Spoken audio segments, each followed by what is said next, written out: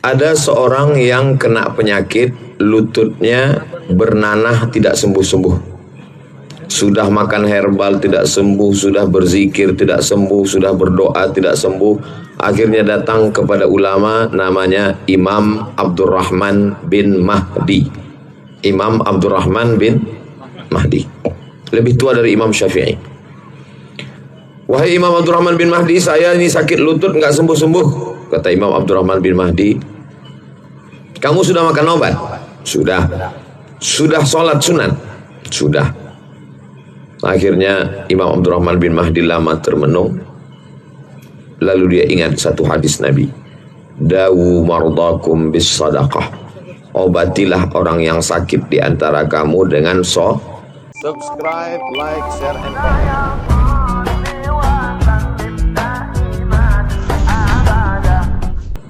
Sodakoh bukan solawat. Solawat bagus, solat bagus, tapi hadis ini tentang sodakoh. Lalu kemudian orang yang sakit lutut itu pun bersodakoh. Sodakohnya Imam Abdurrahman bin Mahdi ngasih tahu. Sodakohnya buatkan sumur. Cari kampung yang sulit di situ, sumur air, buatkan sumur. Abdurrahman bin Mahdi menyarankan, lalu orang itu pun membuat sumur. Tak lama setelah itu dia datang lagi kepada Imam Abdurrahman bin Mahdi. Apa kata dia? Wahai Imam Abdurrahman bin Mahdi, lutut saya yang bernanah itu sudah sembuh dan saya sudah bisa sholat. Maka di antara doa mustajab mohonnya kepada Allah, ya ayyuhalladzina amanu, hai orang beriman, ittaqullah, takutlah kamu kepada Allah, wabtaghu ilaihil wasilah, bertawassullah. Bertawassul artinya berdoa kepada Allah, sebutkan amalmu. Ya Allah, berkat sumur yang kuat itu, sembuhkanlah lututku. Itu ada dalam Sahih Bukhari. Tentang seorang, dua orang, tiga orang terjebak dalam gua. Tiba-tiba hujan lebat, mereka masuk ke dalam sebuah lubang di bukit. Tiba-tiba batu bergelinding dari atas menutup pintu. Lalu kemudian ketika mereka bertiga di dalam terjebak, salah satunya berdoa, ya Allah, berkat sedekahku, bukakanlah pintu gua ini. Terbuka pintu gua karena sedekah. Jadi, adik-adik, sahabat-sahabat yang belum ketemu jodoh, maka beli satu apa tadi air itu? Satu truk air, setelah itu berdoalah kepada Allah. Ya Allah, berkat sedekah satu truk air ke Gunung Kidul ini, berikanlah jodoh. Kalau satu truk tadi berapa duitnya? 150. 150. Setelah itu insya Allah datanglah. Tunggu aja lah siapa yang datang. 2 hari sesudah itu datang janda, cucunya 3. Komplain ke Ustadz Salim. Ustadz Somad udah pulang ke Riau. Ustadz Salim kok ngono iki wis pirang-pirang dino. Satu truk kok yang kata Ustaz Salim, ya 150.000 ya pantas. Sesuai lah. Ini udah satu truk 150.000, minta anak gadis putih cantik. Anak sematawayang, bapaknya mau meninggal. Mana cocok? Mana sesuai? Nah itu.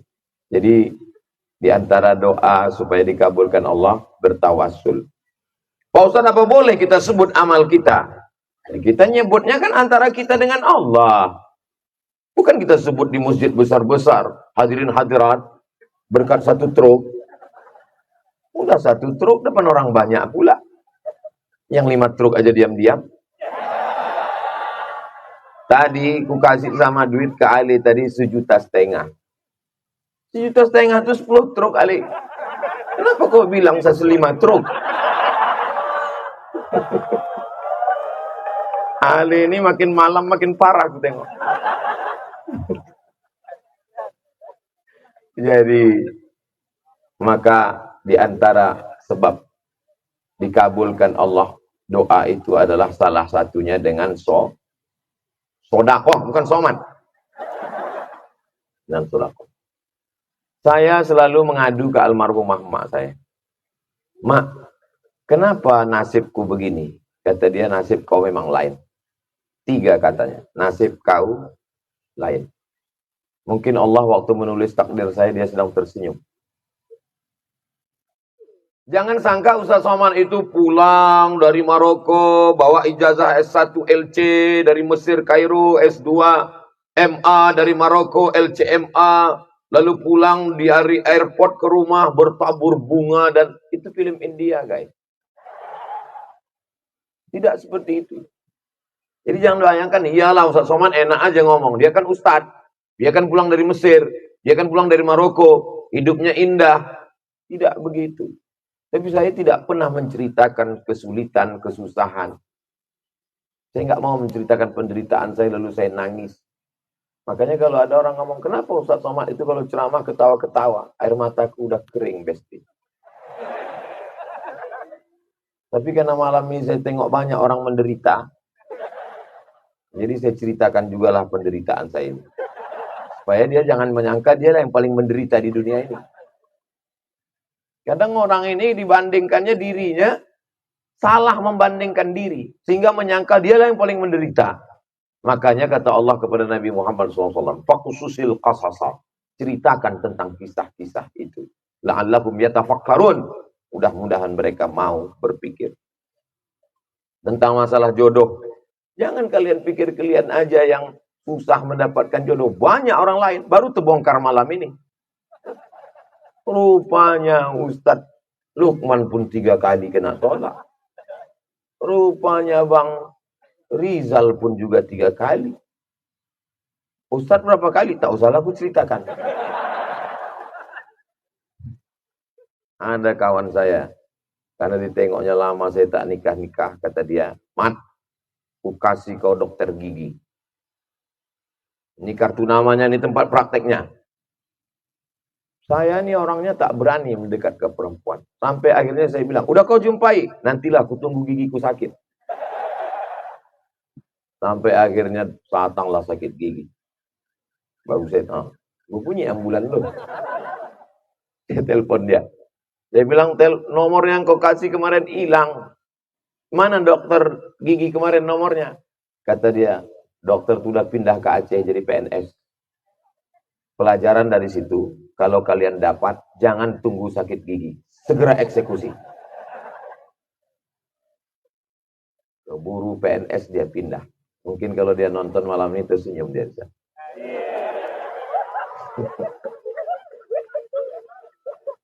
Untung istri saya udah pulang. Kalau ada teman, kawan, sahabat, senior, kakak kelas yang belum menikah, jangan ejek dia. Jangan tanya dia. Kenapa belum nikah? Ini kan udah mau dekat Ramadan. Nanti orang dibangunkan istri, kau dibangunin pakai mercon.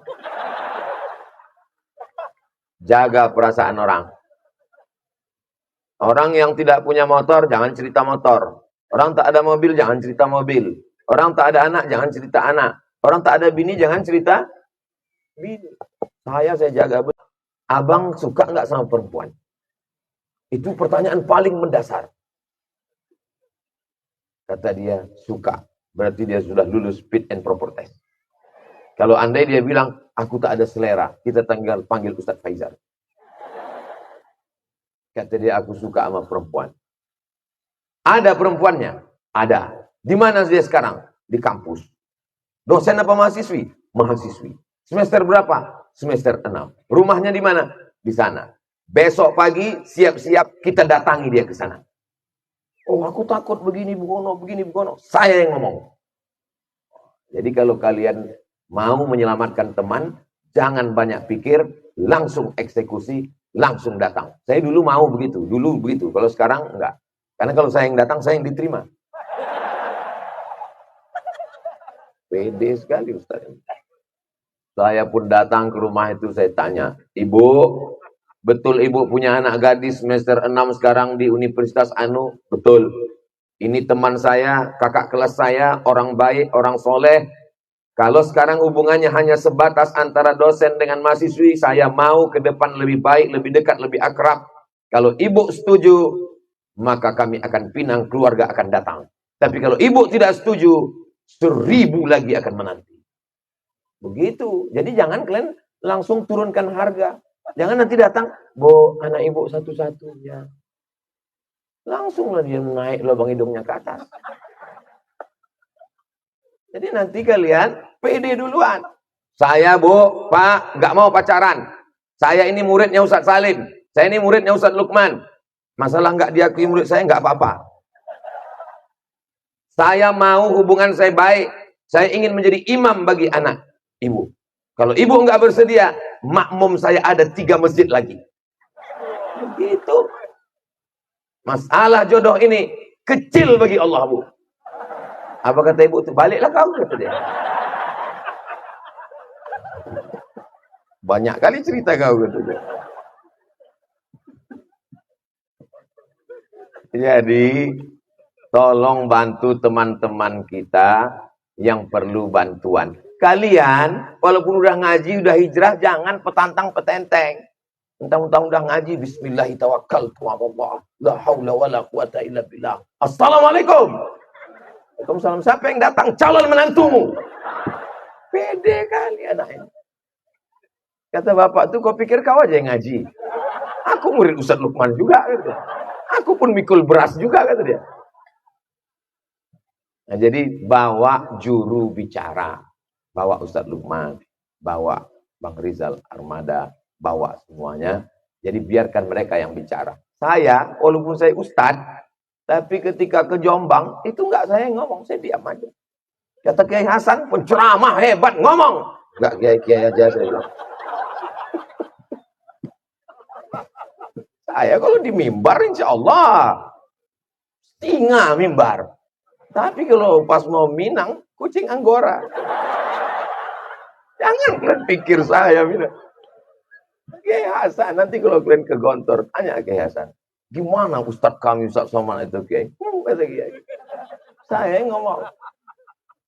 Itu, ini saya buka. Ini belum pernah saya ceramahkan di mana-mana. Ini hanya untuk kalian ini. Untuk kalian yang udah kehilangan kepercayaan diri. Udah ditolak berkali-kali itu. Inilah maka aku bukakan malam ini. Ya Allah, selamatkanlah orang ini, ya Allah. Kalau udah nggak selamat juga malam ini, nggak tahulah. Kiamat udah dekat. Nah, sampai saya pada titik. Sampai pada puncaknya ketika kakak sepupu saya dekat dengan saya nanya. Kau kapan berbini? Orang Medan begitu. Kapan kau berbini? Katanya. Lalu saya jawab, Kak, aku mau menikah sama orang tamat pesantren, hafal Quran, cantik, nggak punya Facebook, nggak punya Instagram, nggak punya medsos. Apa kata dia? Sampai mati kau tak berbini. Omongan saya itu bahasa kasarnya, ya kalau dikatakan putus asa nggak boleh. Karena syarat putus asa itu satu, kafir. La yai'asu min rahmatillah ilal qaumul kafirun. Tapi apa yang saya ucapkan itu, apa yang saya katakan ke kakak sepupu saya itu, dapat. Dan setelah dapat, saya sendiri pun bingung. Dari manalah ini dasar asalnya? Saya yakin dan percaya, itu berkat dari lama saya menung. Sholat saya biasa aja. Puasa saya biasa aja. Banyak sekali jamaah ini yang husnuzon. Nengok saya kurus, dibilangnya saya puasa sunat. Padahal saya, waktu sedang acara, saya tengok polisi. Pak polisi, ayo kita makan. Apa kata Pak polisi? Mohon maaf Pak Ustaz, saya puasa sunat. Malu kali saya dalam hati. Saya yang bilang ceramah, puasa. Tapi untungnya saya ada alasan. Ustaz nggak puasa, saya musafir. Alhamdulillah, musafir. Selamat. Jadi apa yang dikatakan Ali tadi, Ustaz Somad ini kalau di YouTube kelihatan kurus, pas jumpa, memang begitulah keadaannya. Ustaz nggak ada usaha untuk lebih gemuk. Sudah. Berkali-kali saya berusaha. Dokter kan banyak jamaah kita. Assalamualaikum Ustaz Somad. Waalaikumsalam. Ustaz kamu mau lebih berwibawa, mesti agak gemuk dikit Pak Ustaz. Gimana caranya dok? Minum susu kental manis 3 kali sehari. Saya walaupun saya Ustaz, saya taat pada dokter. Saya minum pagi segelas, siang segelas, malam segelas, 1 bulan full. Saya timbang, nggak naik. Assalamualaikum dokter. Waalaikumsalam. Sudah saya minum 1 bulan. Nggak naik. Kata dokter. Dokternya orang Batam. Kata dia, Ustaz Somad, ini berarti memang sudah takdir dari Allah. Jadi saya kurus ini takdir. Hidup ini yang berat itu bukan masalah kehidupannya, bukan masalah nasibnya. Yang berat itu adalah memikirkan cakap orang. Mikirin omongan orang ini yang kita berat. Maka saya setelah itu nggak ada saya pikirkan omongan orang. Mau kurus, mau apa, saya cuek aja. Mau kurus, mau gemuk. Yang penting sehat bisa beribadah. Jadi yang bapak-bapak gemuk, kalau diajak orang, kau kok gemuk? Aku gemuk, aku masuk surga. Kau udah kurus masuk neraka. Nah itu kan ngomong emosi Pak Ustadz. Ada nggak dalilnya ayat Al-Quran? Ada. Kalau kami gemuk berat badan apa dalilnya? Fa'amma man saqulat mawazinuh fahuwa fi 'ishatir radiyah. Siapa yang berat timbangannya, dialah orang yang diridhoi Allah. Hidup ini kalau kita dengar omongan orang capek kita kurus, apa kata dia? Kau susah ya, nggak makan ya, menderita ya, keluarga kau berantakan ya. Kalau kita gemuk, apa kata dia? Pertumbuhan itu ke atas, bukan ke samping. Kan capek kita itu. Jadi bagi kalian adik-adik, tadi waktu ditanya Ustaz Lukman, siapa yang belum menikah? Banyak kali saya tengok. Banyak batang kayu itu banyak kalian lagi. Jadi insya Allah ke depan memperbanyak sodakoh. Setelah itu ajak satu ustadz untuk jadi juru bicara. Setelah itu insya Allah Allah berikan jodoh yang terbaik insya Allah. Amin. Mustahil menurut pikiran saya. Tidak akan mungkin. Tapi Allah berkata, innama amruhu idza arada syai'an ayyakula lahu kun fayakun. Saya tahu. Setiap saya jalan sama istri saya, dari tatapan mata jamaah itu, saya tahu. Dia bertanya-tanya, kok bisa orang ini nikah? Kata dia. Walaupun dia tak berkata, entah saya suuzon, Allah malam. Tapi yang jelas kalian tak boleh putus asa, tidak boleh putus harap. Karena itu semuanya mudah bagi Allah Subhanahu wa ta'ala. Jadi mudah-mudahan setelah malam ini, besok mulailah kalian. Langkahnya sudah jelas, 3 langkah. Langkah pertama, urus dulu. Berapa air tadi? Nah, urus dulu 150.000 itu. Kalau mau, ya sesuai standar lah, ada kelas ekonomi, VIP, VIP. Setelah kalian beli air itu berapa galon, baru setelah itu ajak siapa yang siap. Ustaz Salim insya Allah siap, Ustaz Lukman insya Allah siap, Bang Rizal insya Allah. Gimana Bang Rizal? Siap. Untuk mereka, bukan untuk Bang Rizal. Lalu kemudian setelah itu, berangkatlah atas nama Allah. Jodoh itu sudah ada, tertulis di Lauhil Mahfuz. Tinggal belum jumpa aja lagi. Kalau udah jumpa nanti barulah kalian akan berkata, betul kata Ustaz Somad, saya sudah merasakannya. Barulah kita bisa bicara judul bahagianya merayakan cinta. Kalau malam ini tak cinta siapa? Cinta kelapa. Awak cinta orang tak apa-apa. Nah, setelah menikah, lalu kemudian perempuan ini makhluk yang unik. Apa uniknya? Nanti kalau kalian menikah, kalian kasih istri kalian itu rumah, kalian kasih dia mobil, kalian kasih dia motor, kalian berikan dia cincin, kalian berikan semuanya, maka yang dia ingat apa kira-kira? Yang diingatnya adalah kalian lupa mengucapkan I love you. Ini aku kasih tahu sama kalian. Supaya jangan sampai kalian nanti ketika udah menikah, kaget, lalu kalian putus asa menikah dengan perempuan, akhirnya berubah selera kalian ke laki-laki. Na'udzubillah. Jadi artinya, banyak hal yang bagi laki-laki itu sepele, remeh-temeh, perintal-perintil, bukan sesuatu yang penting, tapi bagi perempuan itu adalah sesuatu yang penting. Kira-kira yang saya omongin ini betul nggak ibu-ibu? Lihat, mereka ngaku semua. Mungkin say hello pagi waktu mau berangkat. Mungkin ucapan hai. Mungkin. Saya ini memang di depan jamaah ini tegas Ustaz. Tapi kalau saya di rumah ini romantis saya ini. Kalau kalian mau melengok saya romantis, nantilah saya kasih rekaman CCTV di rumah. Nah itu. Jadi kalian jangan sungkan, jangan malu mengungkapkan sesuatu, kata-kata yang baik. Laki-laki susah mengungkapkan komunikasi yang langsung. Maka kalau bisa mengungkapkan langsung, ucapkan langsung. Kalau tidak mengusapkannya bisa langsung, tulis. Kalau tidak bisa tulis, rekam video. Kalau juga tidak bisa, kan nggak mungkin minta wakilkan pula sama ustadz-ustadz ini. Nah, itu cukuplah pakai WA. Dek, abang ini ngomongnya nggak bisa. Jadi melalui WA. Sebetulnya yang kau inginkan itu apa? Sayang, buah hati, belayan jiwa, siang dan malam terbayang-bayang, tidur tak lelap, makan tak kenyang. Wih, kata dia.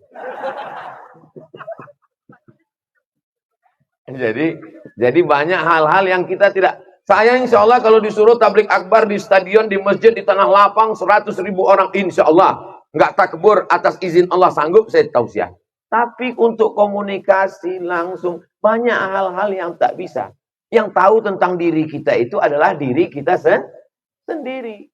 Saya tahu komunikasi untuk ngomong, sungkan, berat, susah, payah, lidah keluh, dan lain-lain. Kan sering kita dapat WA begitu. Ketika kaki tak sanggup melangkah.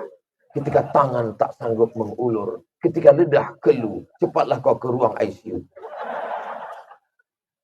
Nah itu. Jadi kalau begitu, kenali diri baik-baik. Halakamru'un. Orang yang celaka itu siapa? Lam ya'rif qadrahu. Orang yang tidak tahu siapa jati dirinya. Yang berikutnya. Ustaz Somad ini kan sibuk. Hari Jumat, Sabtu, Ahad, Senin. Kalimantan Selatan. Barabai. Amuntai. Kota Baru. Langsung ke Jombang. Hari Selasa, Rabu, Kamis. Jumat, Sabtu, Ahad, Senin. Jogja. Dibawa ke Gunung Kidul sama Ustadz Salim. Sebelum itu pergi pula ke Merapi, Merbabu. Besok baru pulang. Maka yang penting itu bukan kuantitasnya, tapi kualitas. Yang sibuk-sibuk, yang pergi ke sana kemari, maka berikan kualitas waktu. Jadi kalau saya hari Selasa, hari Rabu, hari Kamis, maka saya bagi. Kalau saya sudah, maka tim handphone segala macam tak ada itu semua. Saya mau pergi. Saya mau jalan. Saya pakai masker, saya pakai jaket hitam, saya pakai topi, saya pun pergi. Kemana Ustaz pergi? Ya saya pergi ke mall, saya pergi jalan, saya pergi makan sama anak saya, sama istri saya pergi kemana-mana, saya jalan, tidak ada driver, saya supir sendiri, saya jalan sendiri. Datang juga jamaah tahu, Ustaz Somad ya? Loh, udah tutup rapat pakai kacamata hitam, dari mana kau tahu? Rupanya tertulis di belakang jaket itu, ojo laren dari wong api. Mana ada orang Riau punya jaket itu? Saya sendirilah cuman. Ketahuan. Sampai di mall datang orang ngetuk kaca pintu mobil. Ustaz. Saya bilang, iya Ustaz. Saya buka kaca penasaran. Dari mana kau tahu? Dari cincin Ustaz. Sejak itu kalau saya pergi nggak pakai cincin. Kualitas waktu. Handphone, stop. Masa Ustaz nggak buka handphone sama sekali? Buka. Kapan? Waktu ke toilet. Nggak segitu juga. Mungkin beberapa jam sekali kita tengok, mungkin ada WA yang masuk mungkin. Mohon maaf ya tim, mohon maaf ya Ustadz, mohon maaf ya Bapak. Kalau nggak saya angkat telepon, kenapa Ustadz nggak pernah ngangkat telepon saya? Telepon saya nggak bunyi. Kalau nggak percaya, di sekolah sekarang. Nggak pernah bunyi telepon saya. Kenapa? Karena kalau dia berbunyi, nggak berhenti. Bunyi terus. WA masuk, ada masuk. Makanya sering juga di grup-grup itu dikirim mereka gambar. Gambar wajah seram, wajah apa, gambar kena tembak. Apa ini? Inilah orang yang selalu hanya buka WA tapi nggak pernah balas. Jadi kualitas waktu itu kita berikan. Selebihnya kita kembalikan kepada Allah Subhanahu wa taala. Saya tak sempurna. Saya penuh dengan segala kekurangan. Masih banyak ustaz-ustaz kita yang lebih baik, yang lebih mulia, yang lebih terhormat. Saya hanya sekedar berbagi. Orang yang pernah kehilangan, insya Allah dia lebih menjaga. Orang yang pernah hatinya terluka, hancur, berkeping, insya Allah dia akan menjaga lebih baik di masa akan datang. Maka begitu juga dengan adik-adik, kawan-kawan yang pernah gagal di masa lalu. Insya Allah semuanya akan baik dengan niat yang baik, dengan azam tekad kuat yang baik, dengan usaha yang baik, mudah-mudahan semuanya diberikan kebaikan-kebaikan insyaallah. Amin. Iyalah Ustaz Somad begitu, Ustaz kan langsung datang jadi dosen, jadi penceramah, diundang ke sana kemari. Oh tidak begitu. Saya pulang dari Mesir, lanjut ke Maroko, pulang bawa 2 ijazah, pergi saya ke Brunei Darussalam. 40 hari saya di sana. Membuat surat lamaran. Lamaran ke universitas, lamaran ke sekolah tinggi, lamaran ke akademi, lamaran ke college, lamaran ke fatwa, lamaran ke Kementerian Agama, lamaran ke pondok tahfiz, lamaran ke sekolah agama. 17 surat lamaran. Filenya masih ada di laptop saya sekarang. Satu pun gak ada yang balas. Tambah visa 15 hari, pergi ke Kucing. Cok 15 hari, balik lagi. Tambah lagi visa 15 hari, balik lagi. 2 kali tambah visa. 15, 15, 15. 40 hari tak ada jawaban, pulang. Hari berganti, musim berubah. Saya tausiah keliling sini, direkam, ceramah, diusir, viral. Akhirnya 10 tahun setelah itu, saya datang. Saya tidak pernah minta, saya tidak pernah mencari, saya tidak pernah apapun, tak ada usaha saya. Karena saya sudah melakukan, sudah cukup udah. Sampai akhirnya ada ibu-ibu yang suka moge. Keliling dia Jakarta sampai ke Bali, sampai ke Bandung. Pas di Bandung dia tanya grup moge Harley Davidson. Kenal dengan Ustaz Somad? Kenal kata mereka. Tahu nomornya? Ini nomornya. Dia kontak, dia undang saya ke sana. Pas di Masjid Sultan, saya tausiah, saya dikasih tahu. Ini nama-nama nanti yang Ustaz sebut, yang terhormat, yang berhormat, yang mulia, yang mulia. Menteri Olahraga, Menteri Pertahanan, Jenderal, Menteri Perumahan, Menteri Pendidikan. 5 menteri di bawah. Lama saya tersenyum. Beberapa tahun yang lalu aku datang kemari. 17 lamaran, satu pun tak ada yang menjawab. Hari ini kalau kau berkehendak, ya Allah, ternyata aku duduk di sini. 5 menteri ini duduk di bawah. Selesai tausiah nanti Ustaz akan diundang makan di rumah mereka. Disambut dengan gegap gempita. Sampai nggak bisa pakai mobil. Dijemput pakai motor untuk melewati kerumunan manusia. Lama saya termenung. Begitu mudahnya bagi Allah. Cuman waktu itu Ustaz Lukman belum ngasih jurus. Andai Ustaz Lukman sudah seperti malam ini, saya tinggal mengatakan ke mereka. Mudah bagi Allah Subhanahu wa ta'ala. Makanya kalau saya pergi ke satu tempat itu, saya nggak tahu akan diundang pejabat, akan diundang siapa, akan pergi ke masjid, apakah akan di musola kecil. Saya malu untuk bertanya-tanya. Saya langkahkan kaki, bismillahi tawakkaltu 'alallah la haula wala quwata illa billah. Apa cita-cita Ustaz dulu?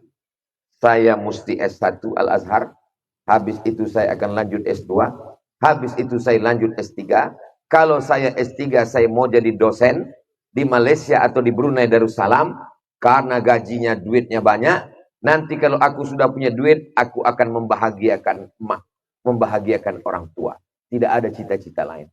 Semua yang saya citakan 30-20 tahun yang lalu terwujud sekarang, tapi saat itu saya tidak lagi menganggap itu sebagai sesuatu yang besar. Sampai saya, Ustadz tinggal di sini, Ustadz nikah dengan orang sini, Ustadz kami kasih ngajar di kampus universitas, Ustadz dikasih rumah, Ustadz dikasih mobil, tinggal di sini. Orang baik jangan kita tolak. Saya bilang, saya akan datang ke sini setahun 2 kali, setiap 6 bulan saya akan datang. Saya akan beri kuliah umum di kampus. Tapi kalau untuk masuk tiap hari tidak. Kenapa saya tidak mau? Saya akan masuk ke Bagan Beniu, ke suku Talang, ke suku Akit, ke pedalaman, ke Batu Tilam, untuk mengurus jamaah dan lain sebagainya. Allah cuma ingin mengatakan, yang kau minta dulu Abdul Somad, yang kau inginkan dulu Abdul Somad, sekarang ku kasih, tapi saat ku kasih ke kau, kau pun tak lagi merasa itu nikmat, itu tidak sesuatu yang besar, karena yang lebih besar adalah manfaat untuk umat, manfaat untuk orang banyak. Saya merasa nikmat jalan dengan Ustaz Salim Abdillah. Dibawanya saya ke Merapi Merbabu. Ditunjukkannya saya tentang ini 7 kilometer jauhnya pipa air. Saya senang dibawa oleh Ustadz Lukmanul Hakim ke Teluk Pakedai. Dibawanya saya ke pedalaman. Dibawanya saya berdakwah sampai ke Karimata. Menempuh lautan, dihempas ombak, dipukul gelombang. Ada kenikmatan yang luar biasa. Tapi yang saya garis bawahi, bahwa semua yang saya inginkan, yang saya cita-citakan, diberikan Allah Subhanahu wa taala, tapi tidak dengan cara yang mudah. Dibuat Allah berliku, berbelok, berkelok, jatuh, berdarah-darah, patah-patah, sampai hampir putus harapan. Tapi kenapa Allah buat begitu? Ada sebagian orang itu begitu mudah dibuat Allah. Ini gawang, ini tiang gawang, ini tiang gawang, ini bolanya. Dia nggak perlu nyari bola, nggak perlu ngejar bola. Tinggal bersin aja dia. Hasil gol. Ada orang hidupnya mudah sekali. Ustaz sakit hati. Iya, sakit hati melihat mereka. Bapaknya orang hebat, emaknya orang hebat. Pulang disambut dengan permadani, karpet merah. Mudah sekali hidup mereka. Kenapa aku begini ya Allah? Ternyata ada rahasia lain. Kalau ku buat hidup kau enak, Abdul Somad, kau ceramah orang nggak percaya. Tapi kalau kau buat hidupku menderita begini, nanti ketika kau cerita ke orang, insya Allah bermakna, kau mengalami sendiri. Allah nggak ngomong gitu, saya aja menduga-duga. Maka ketika datang orang curhat, Ustaz, saya mahasiswa dari Mesir. Sudah seberapa tahun? Sudah 3 tahun Ustaz, ini tahun keempat saya pulang liburan. Tolong nasihati saya Ustaz. Nasihati apa? Saya merasa hampa Ustaz. Mau saya antukkan aja kepalanya ke tiang. Saya tanya, kau selama 3 tahun ini ada dikirim emak ayahmu duit di Mesir? Tiap bulan Pak Ustaz. Kau pulang ini pakai tiket dari siapa? Dikirim emak saya. Aku 4 tahun di Mesir seperak haram aku minta duit. Kau kalau mau tidak hampa, kasih tahu sama emak ayahmu, tak usah kirim duit. Insya Allah, mati kau langsung. Saya 4 tahun tak ada minta duit. S2 2 tahun di Maroko, tidak ada minta duit. Ini sikit-sikit minta orang tua. Asal awal bulan, ma. Password 3 huruf, ma, pa. Mau nikah, ma. Anak lahir, ma. Ini mereka nih pejuang-pejuang yang luar biasa. Nanti kalau videomu, musikmu, karyamu ini viral, laku, kamu apa? Memberangkatkan orang tua umroh. Nih mereka tercapai cita-citanya. Bahagiakan orang tuamu. Insya Allah, Allah akan berikan jodoh yang baik-baik, yang soleh-solihah. Insya Allah. Ini Ustadz marah atau apa? Enggak, memang udah begini gayanya dari dulu. Saya dikasih waktu 30 menit. Inilah yang dapat saya sampaikan. Nanti ditutup pamungkas oleh Ustadz Salim Abdillah, insya Allah.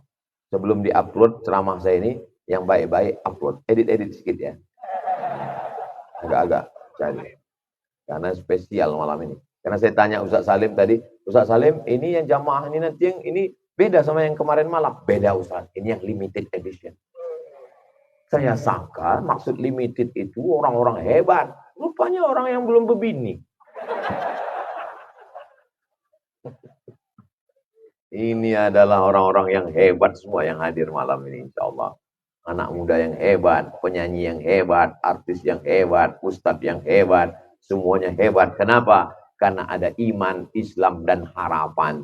Kita semua insya Allah selalu dalam ridho Allah Subhanahu wa ta'ala. Terima kasih atas segala perhatian. Mohon maaf atas segala kesilapan dan kekhilafan. Aku lu qauli hadza astaghfirullah li wa lakum. Wassalamualaikum warahmatullahi wabarakatuh.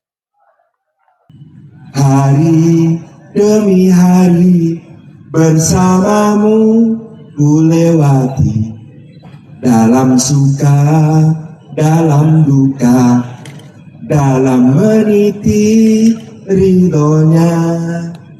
Ikrarkan bersama untuk tetap di jalannya, bahtera rumah tangga, teladankan Rasul mulia, didik putra putri sebagai amanah ilahi, bekali akhlak imani, jadikan muslim sejati. Assalamualaikum warahmatullahi wabarakatuh. Syukur kehadirat Allah atas limpahan karunia-Nya. Kita bersama guru-guru kita, Ustaz Abdul Somad, Ustaz Luqmanul Hakim, Bang EN, Ustaz Irfan, Ustaz Faizar, para asatid yang mulia. Kita bersama Syekh Thorik, kita bersama santri nada dan dakwah, Bang Rizal Armada, Bang Irfan Seventeen, Bang Irfan Govinda, Bang Nata Reza. Kita bersama solihin solihat semuanya, orang-orang terpilih yang malam ini kita merayakan cinta kita meskipun masih bertepuk sebelah tangan. Saya kira semua yang kita lewati dalam hidup selalu memiliki hikmah untuk diambil. Dan malam ini adalah saat kita semua mengambil hikmah dari setiap perjalanan itu.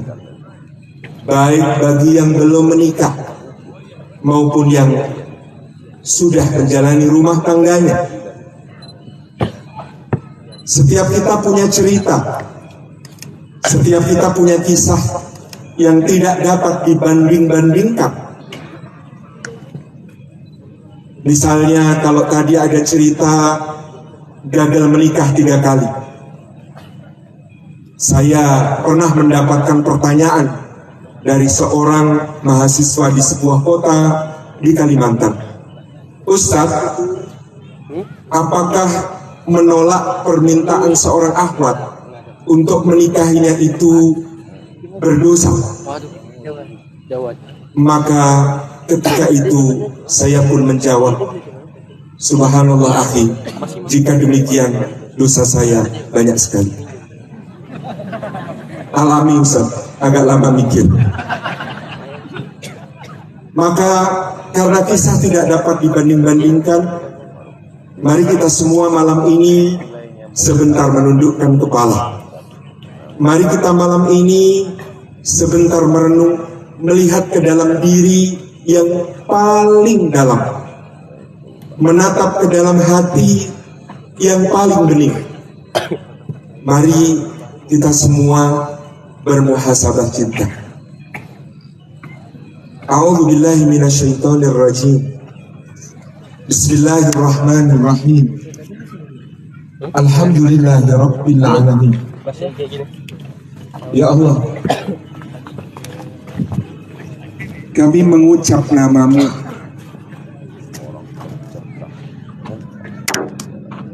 Kami mengucap nama, menyebutnya dengan rindu tapi ragu,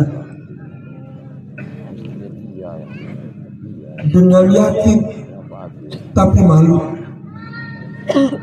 Kami ya Allah, hamba yang penuh dosa ini, begitu banyak permintaan, begitu banyak tuntutan, begitu banyak komplain, begitu banyak protes kepadamu. Tapi kami kurang bersyukur,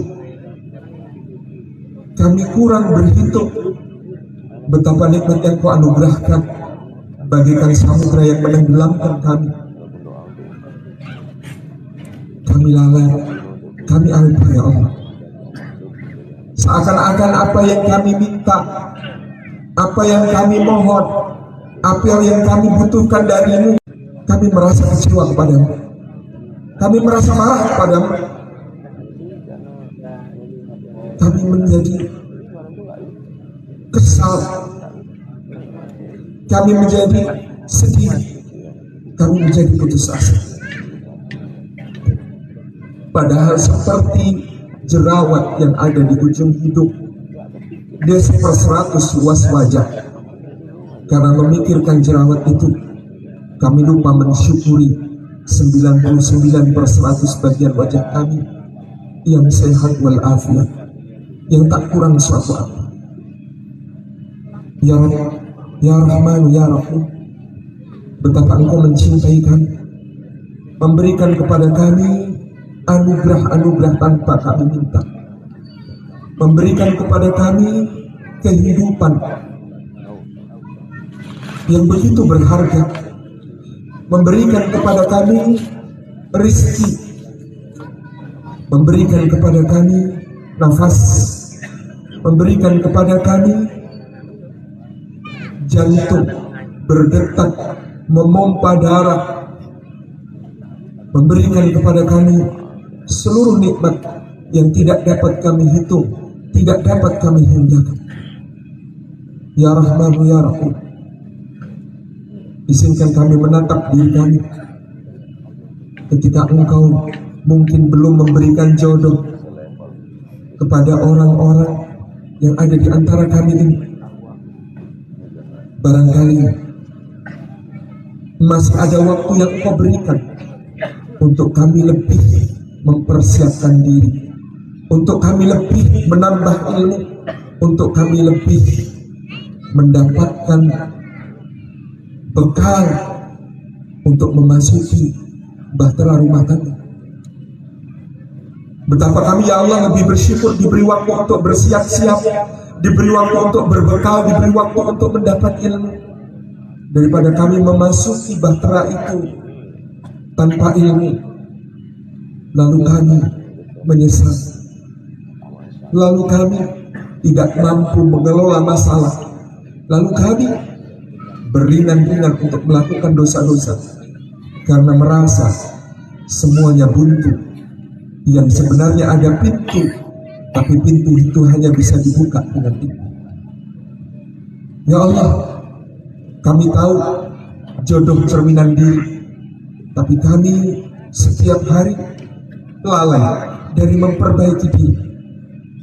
Kami tahu Engkau akan memberikan kepada kami pasangan yang tepat untuk kami, tapi kami terus menuntut dan menuntut, meminta sesuatu yang tak tergapai.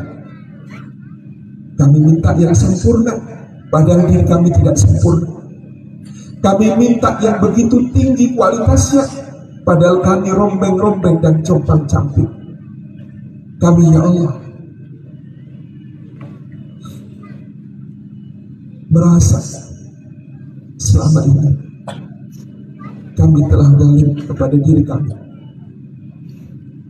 dan kami zalim kalau memaksakan agar mereka yang sempurna mau mendampingi kami yang tidak sempurna.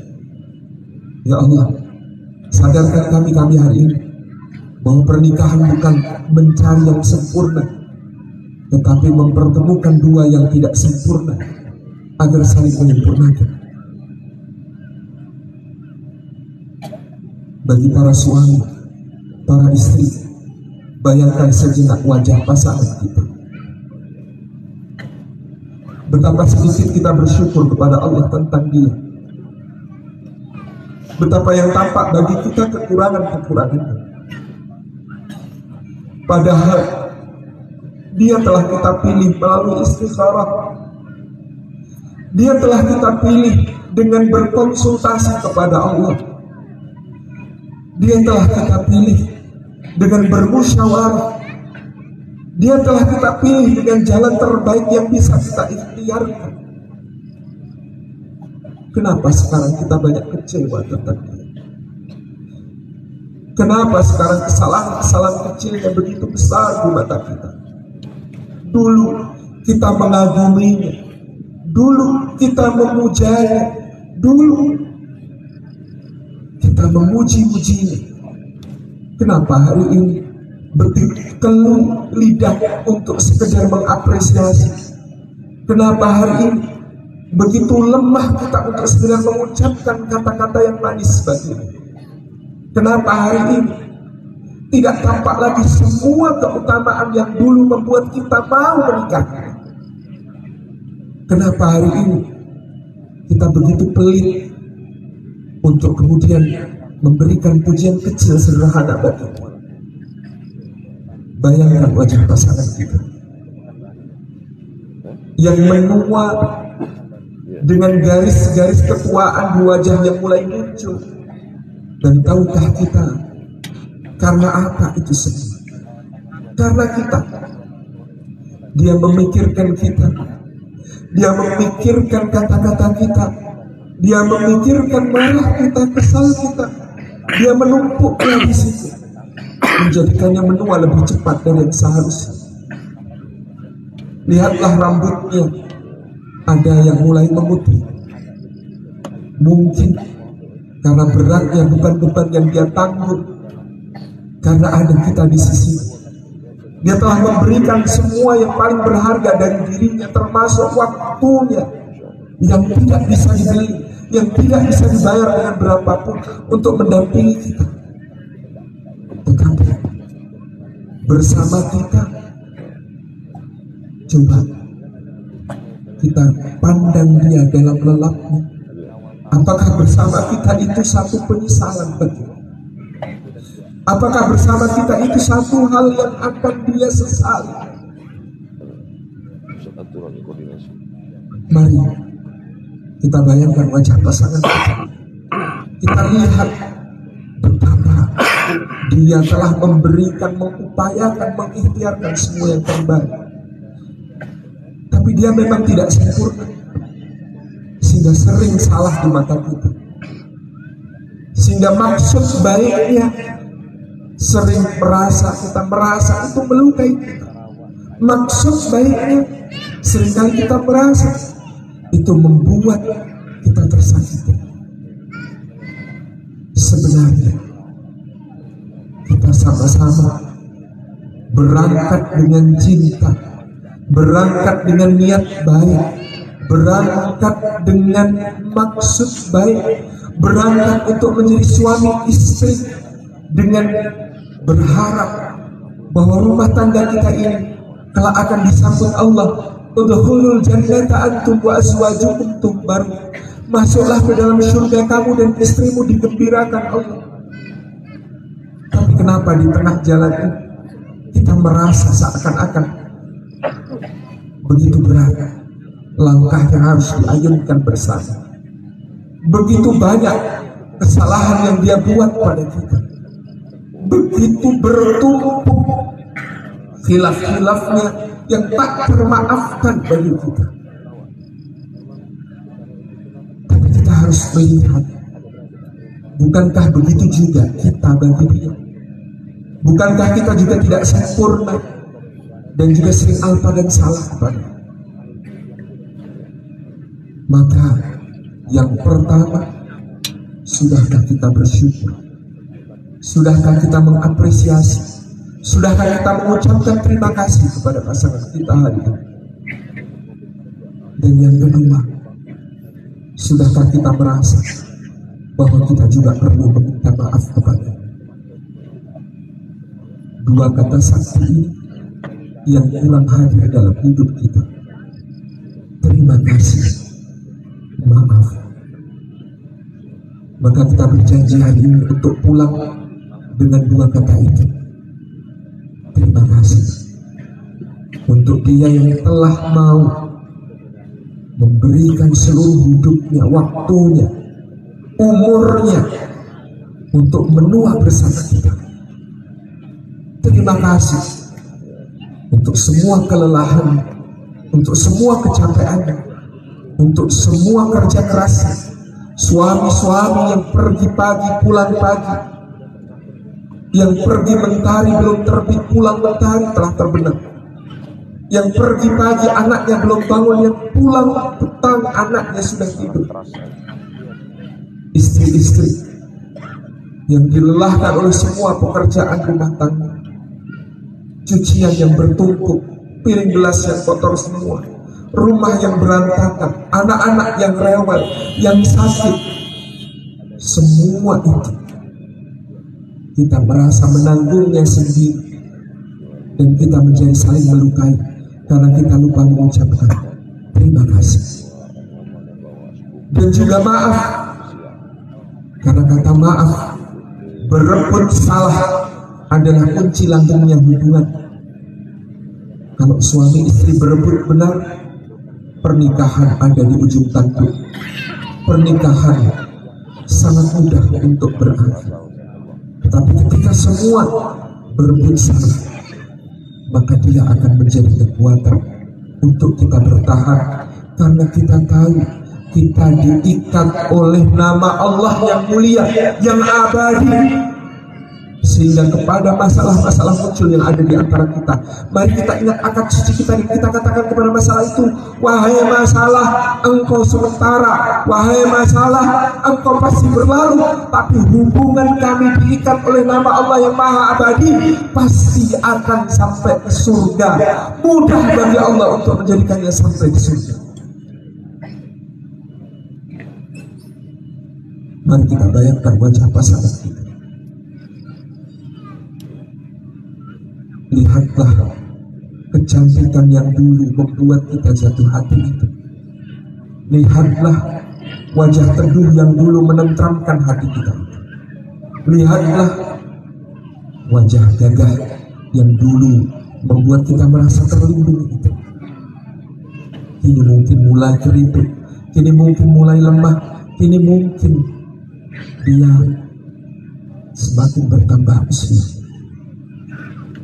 Tetapi Allah mengatakan kepada kita, litaskunu ilaiha, dia adalah hadir untuk menjadi ketentraman bagi kita. Sudahkah kita tentram bersama? Sudahkah kita sakinah bersama? Karena sakinah itu yang pertama, litasta'ifu biha, supaya engkau bisa menjaga kesucian diri dengan kehadirannya. Wahai para suami, mari kita hitung sejak istri kita ini hadir di sisi kita. Wahai para suami, wahai para istri, inilah sakinah pasangan kita yang litaktofu ma'aha, partner kita untuk membangun ikatan ketika aku dan kamu menjadi kita. Membangun ikatan yang Rasulullah katakan ketika ada godaan di luar sana, pulang kepada istri. Membangun ikatan yang Rasulullah katakan kepada para istri, inilah naungan. Membangun ikatan untuk bersama-sama menjaga diri dari dosa-dosa. Sakinahkah kita? Litamilu ilaiha, ketika Allah menitahkan kita untuk selalu berpikir tentang dia. Dulu sebelum menikah ada tawaran kuliner ini dan itu, makanan enak ini dan itu, ada uangnya, terjangkau jaraknya, kita datangi, kita beli, kita nikmati. Tapi hari ini, apakah ketika melihat makanan sudah terpikir di hati kita yang di rumah makan apa? Apakah kita sudah bisa bicara tanpa kata? Apakah kita sudah bisa saling mengerti tanpa bicara? Apakah kita sudah paham apa makna lirikan matanya? Apakah kita sudah mengerti air mukanya yang berubah? Apakah kita sudah tahu apa maknanya kata-kata? Karena kata-katanya bukan yang terucap, tetapi ada yang di balik itu tersirat. Litatma'innu biha, karena Allah menghendaki kita untuk menjadi ketentraman yang bisa membawa kita kepada ketaatan. Seorang suami yang bisa membangunkan istrinya untuk qiyamul lail, yang kalau istrinya tidak bangun dia percikan air dengan lembut wajahnya. Seorang istri yang bisa membangunkan suaminya untuk taat kepada Allah, beribadah kepada Allah. Kalau suaminya tidak bangun, dia percikan air dengan lembut wajahnya. Sudahkah kita saling mendukung dengan ketaatan? Sudahkah kita kecup dia agar dia semangat ke masjid berjamaah? Sudahkah kita siapkan sajadah dan baju kokonya agar dia merasa sholat berjamaah adalah suatu yang indah? Sudahkah kita berikan hadiah kerudung yang cantik ketika kita tahu di rumah dia memakai jilbabnya yang sudah koyak-koyak rinda-rindanya? perhatian-perhatian kecil untuk saling menguatkan di dalam ketaatan. Wa ja'ala bainakum mawaddatan, agar Allah mengikat kita, menjadikan di antara kita mawaddah, cinta yang bergelora. Karena kita saling memahami, karena kita saling mengerti bahwa kita dan dia berbeda. Kita dan dia tidak sama. Sangat naif seorang lelaki kalau dia mencintai istrinya dengan cara mencintai lelaki. Sangat naif seorang perempuan kalau dia mencintai suaminya dengan cara mencintai perempuan. Otaknya berbeda, hormonnya berbeda, susunan tubuhnya berbeda, cara berpikirnya berbeda. Sudahkah kita tahu bahwa suami kita berpikir seperti obat nyamuk mutar ke dalam, yang dia pikirkan sederhanakan masalahnya, fokus temukan solusi. Maka apakah kita masih tersinggung ketika kita curhat panjang, wahai para istri, lalu suami melompat ke kesimpulan dan langsung memberi solusi? Jangan salahkan dia, itu memang cara kerja otaknya, mencari solusi. Padahal perempuan cara berpikirnya seperti obat nyamuk berputar keluar, mengembangkan, melihat lebih luas, menghubungkan, mengkorelasikan, sehingga wahai para suami, apakah kalian menganggap istri kalian bertele-tele? Apakah kalian menganggap istri kalian tidak fokus? Apakah kalian menganggap istri kalian tidak kesubstansi? Apakah kalian menganggap tangisnya pada satu masalah itu tidak berguna, sehingga kalian buat hatinya makin teriris ketika berkata, buat apa nangis? Nangis itu tidak menyelesaikan masalah. Tidak. Perempuan ingin beban-bebannya lengkap, beban-bebannya ringan, dan karena itu dia bercerita. Dia mengharapkan ada telinga yang mau mendengarnya. Dia mengharapkan ada mata yang mau berkontak dengan matanya. Dia mengharapkan ada elusan di kepalanya. Dia mengharapkan ada belayan di pundaknya. Dia mengharapkan ada genggaman di tangannya, bersama-sama menghadapi. Bukan soal solusi. Dia tentram ketika dia merasa suaminya ada di pihak dia. Suaminya memahami masalah seperti dia memahami. Maka suami-suami jangan tergesa memotong pembicaraan.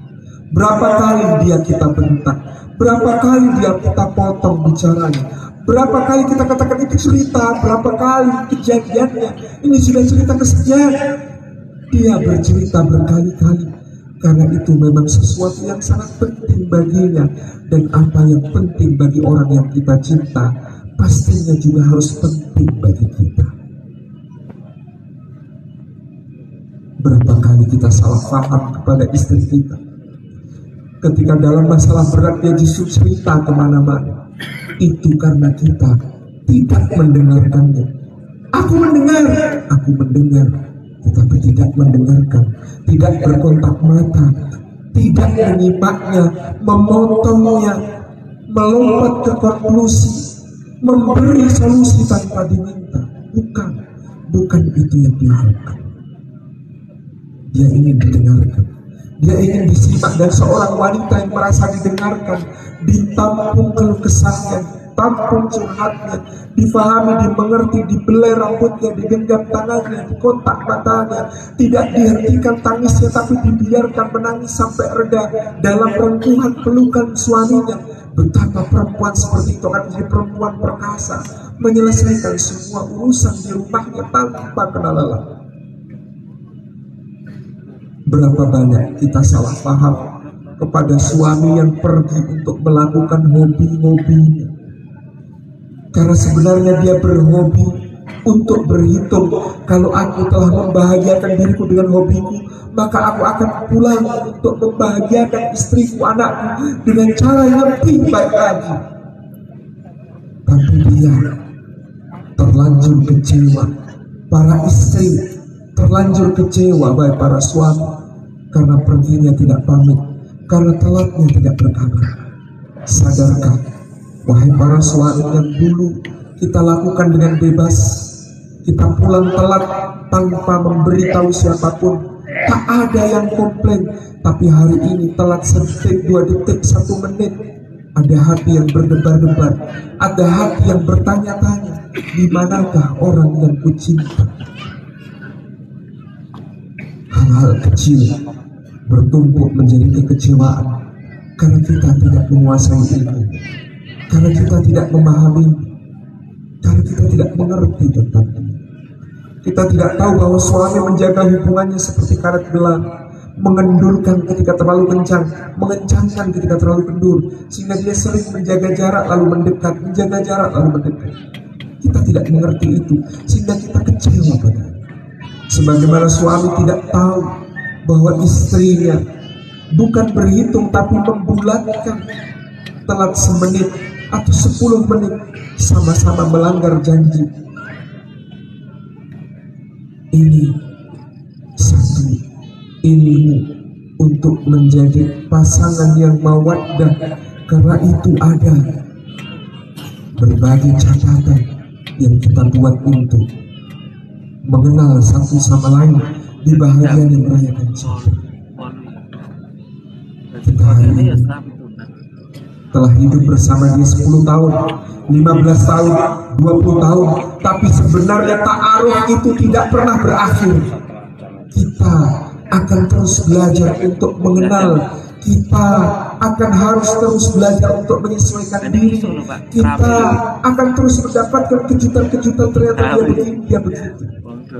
Karena pasangan kita makhluk Allah, hidup dinamis, penuh dengan hal-hal yang mungkin selama ini tidak kita mengerti. Ayolah kita duduk, wahai para suami, wahai para istri, mari kita bicara. Karena dalam pernikahan bahkan membicarakan yang tidak penting menjadi sangat penting. Ada couple time, ada waktu berdua dengan dia yang perlu kita sisihkan. Kapan terakhir kali kita minum teh bersama lalu berbincang-bincang? Kapan terakhir kali suami menyetir istrinya di sampingnya dan bicara tanpa tema tertentu? Kapan berboncengan motor lalu ada obrolan-obrolan sambil teriak sedikit-sedikit karena suara gemuruh? Betapa berharganya saat-saat seperti itu bagi kita dalam rumah tangga. Lebih-lebih kalau kita membuka diri, menceritakan kepadanya apa adanya tentang diri kita.